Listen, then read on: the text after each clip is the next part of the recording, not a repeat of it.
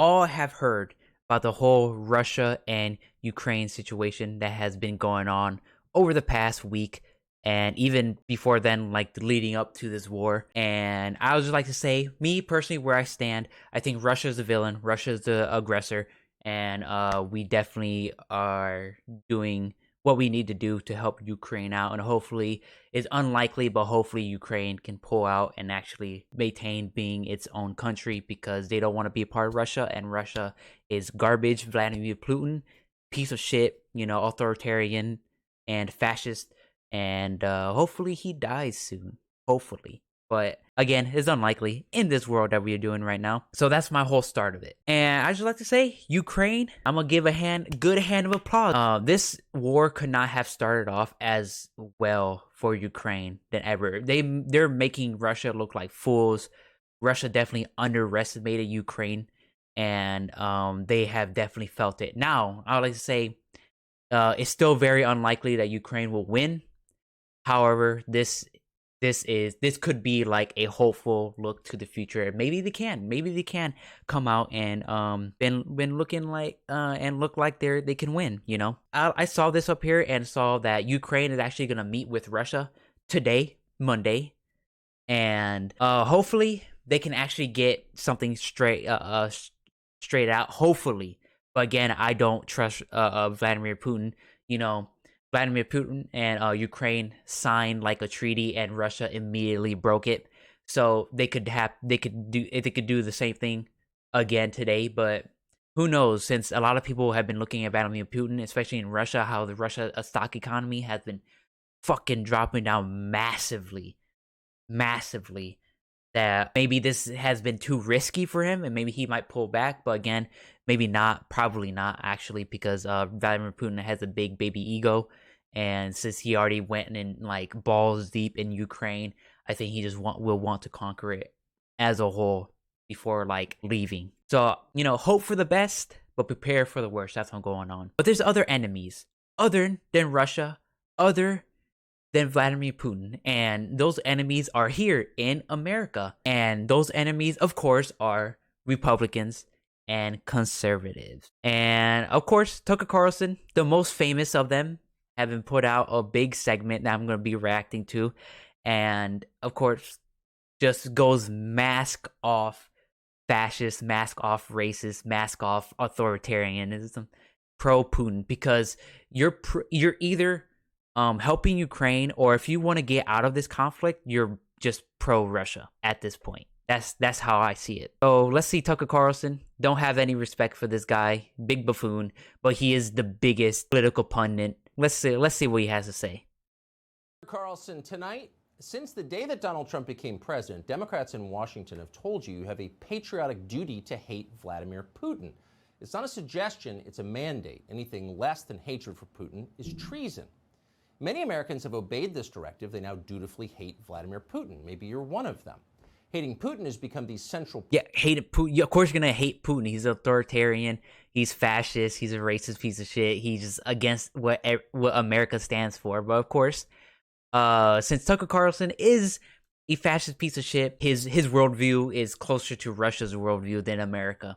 He wants the world to be more like Russia than America because he hates America. Purpose of America's foreign policy. It's the main thing that we talk about. Entire cable channels are now devoted to it. Very soon, that hatred of Vladimir Putin could bring the United States into a conflict in Eastern Europe. Before that happens, it might be worth asking yourself, since it is getting pretty serious, what is this really about? Why do I hate Putin so much? Has Putin ever called me a racist? Has he threatened to get me fired for disagreeing with him?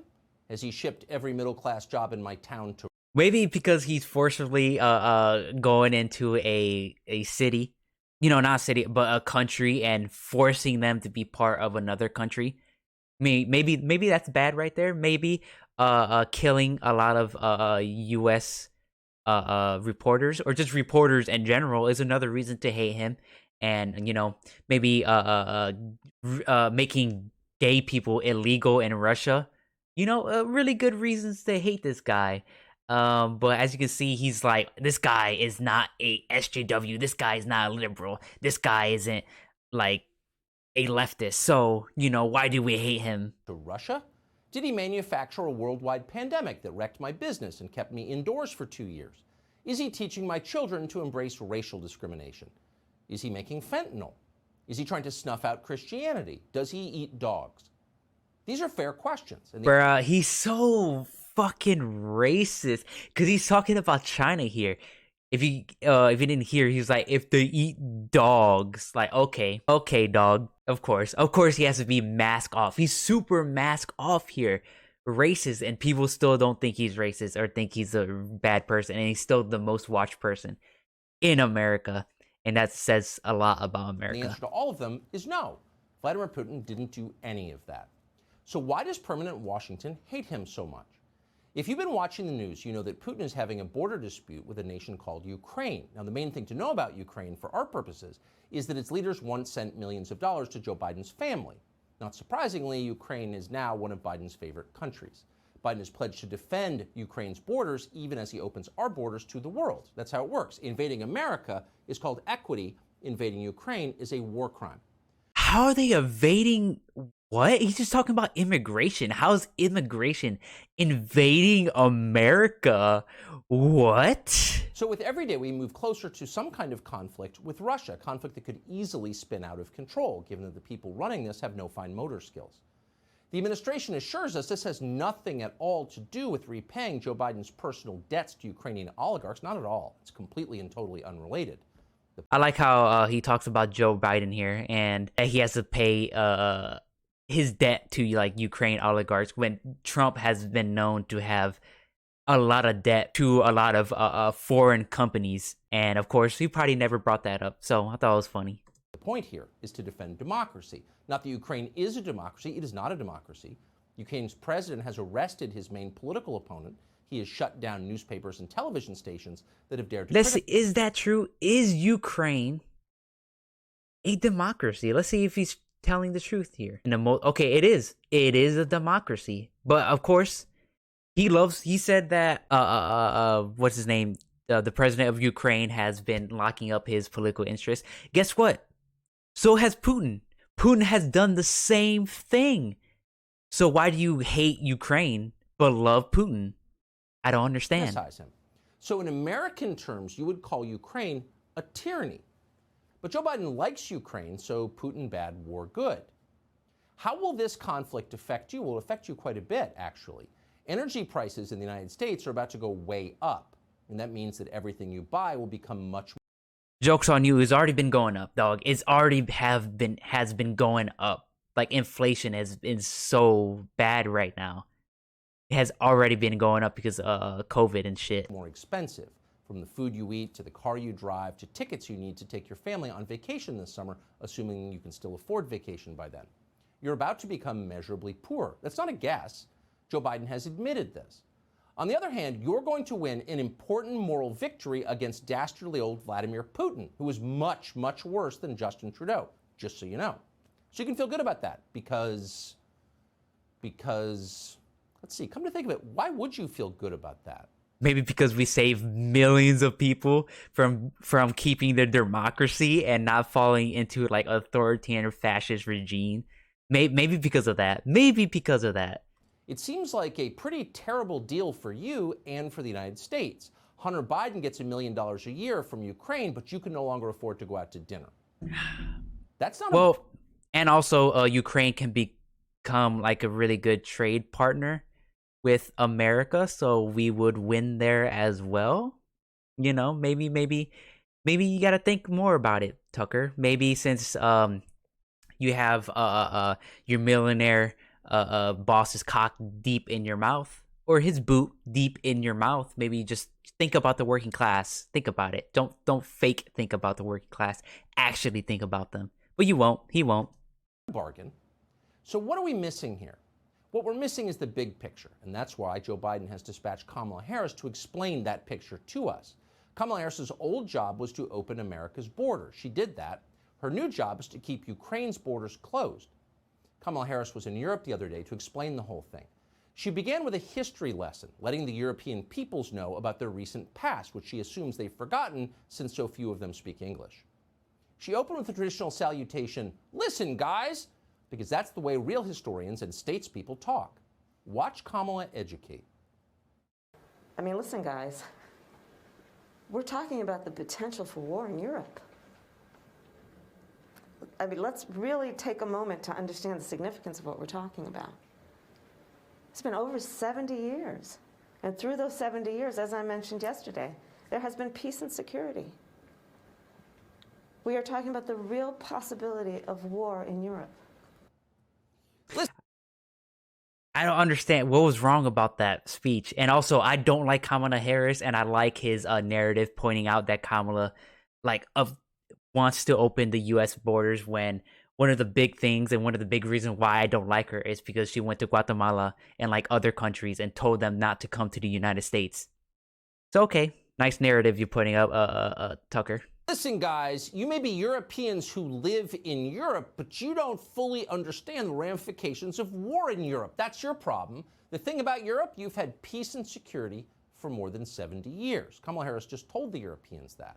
And that, by the way, is true if you don't count the breakup of Yugoslavia, which caused hundreds of thousands of deaths in the 1990s, or the Soviet occupation of half of the landmass, which amounted to the enslavement of hundreds of millions.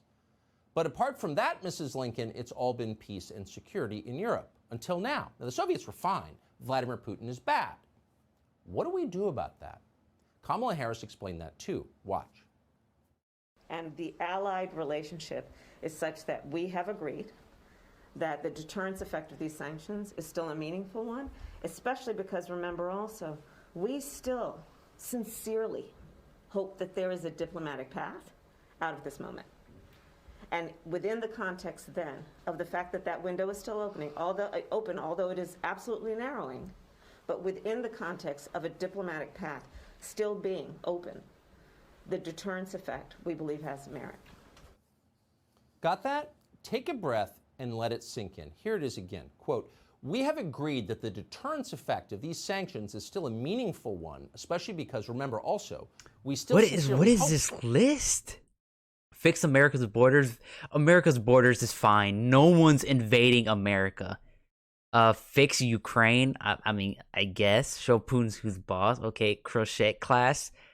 Tex Montel. I don't know what those two means at all. But of course, I don't want to keep putting out the Trump, but Trump has fucking golfed and taken vacations more than any other United States president. So I guess you can criticize her for that. Okay, it's getting boring now. A superpower. God, he's so good at producing word salads. Words that mean absolutely nothing at all. He's so good at that. I don't understand why people like him. Liz Truss.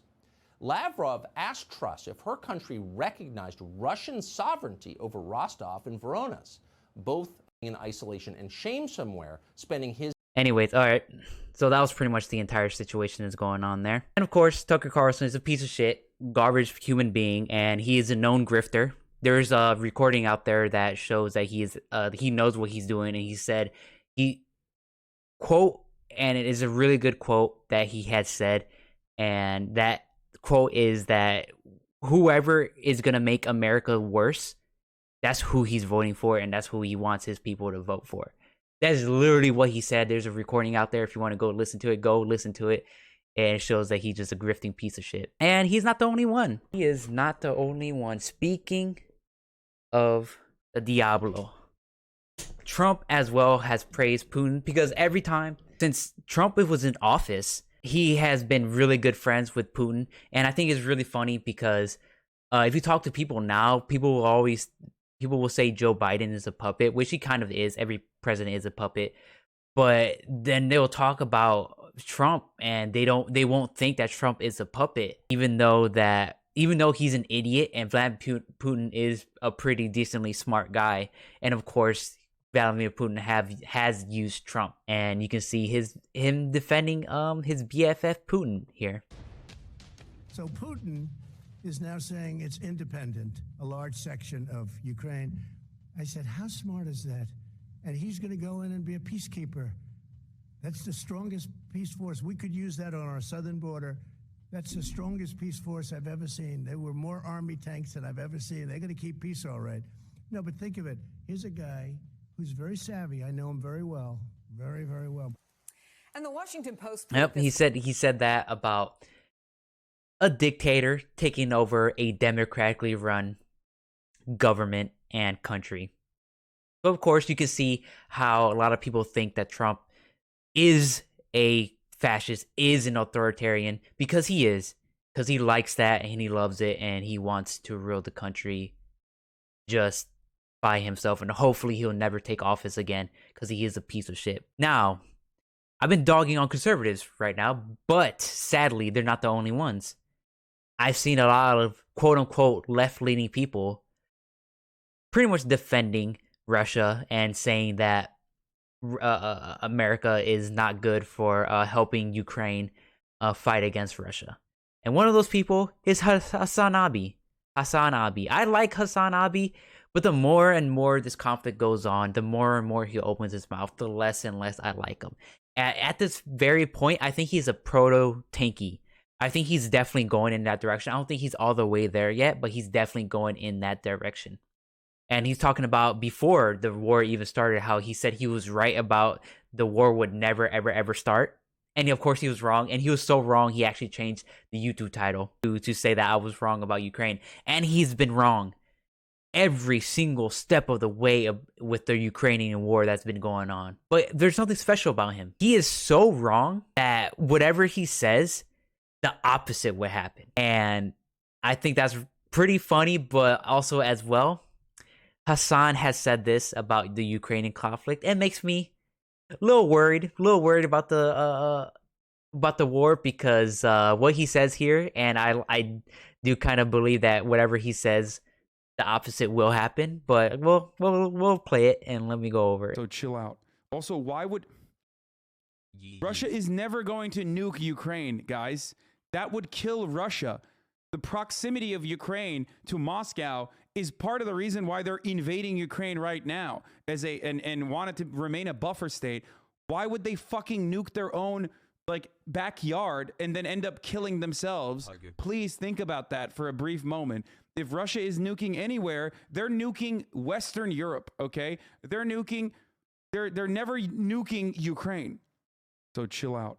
Also, why would Oof. Oh my god. Oh, I hope he's right about that situation. But he's wrong because someone says that Kyiv, which is the main city of Ukraine, is nowhere near close to Moscow. So them nuking Kyiv, there's a point against him there. So hopefully he's right.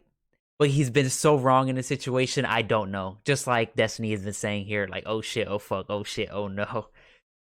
I hope he's right. I hope they won't nuke that, but we don't know. We don't know. This whole situation has been so fucked up. So weird, so fucked up. But yeah, that's pretty much all the things I wanted to talk about Ukraine situation right now. I didn't really want to go too much in depth into the situation because you should not take someone like me and like my information about the Ukraine-Russia situation, like my opinion, and like that's it. No, you need to go read up on the situation, watch news, watch multiple sources about stuff, and keep in mind that this situation is still going on. So there's a lot of misinformation out there. So keep that in mind. Do not believe everything you see.